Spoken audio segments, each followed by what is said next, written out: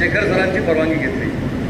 पण मी अजून एक आज भावनिक विषय या ठिकाणी जाहीरपणानं सांगणार आहे. राजकारणामध्ये मोहन शेठ सगळ्या गोष्टी होत असतात, त्याचं श्रेय खरं तर मी तुम्हाला देतो की आज भास्कर जाधव साहेब आणि मी एकामेकाच्या बाजूला बसलेला असताना मी जेव्हा भास्कर जाधव साहेबांना सांगितलं की साहेब मला पुढे कार्यक्रमाला जायचं आहे, ठीक आहे पक्ष कुठचाही असू दे, पण कोकणातल्या लोकप्रतिनिधीच्या मनामध्ये आणि हृदयामध्ये किती माणुसकी असते याचं ज्वलंत उदाहरण आज मला भास्कर जाधव साहेबांनी इथं दाखवलं.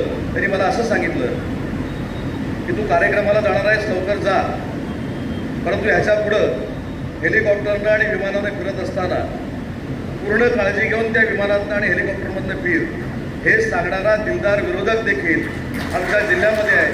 त्याचं मानसिक समाधान जाधव साहेब माझ्यासारख्या कार्यकर्त्याला आहे. आणि म्हणून मगाशी बसल्यापासून माझे पत्रकार बांधव सगळ्या अँगलनं आमच्या दोघांचे फोटो काढत होते, उजव्या बाजूनं डाव्या बाजूनं. म्हणून तुमच्यासाठी मी खरं हे सांगितलं की कोकणातल्या लोकप्रतिनिधीची मानसिकता ही विकासाची मानसिकता आहे, एकामेकाला जपण्याची मानसिकता आहे. आणि याचं उदाहरण आज या व्यासपीठावर मोहन शेठ तुमच्यामुळं आम्हाला सगळ्यांना पाहता आलं.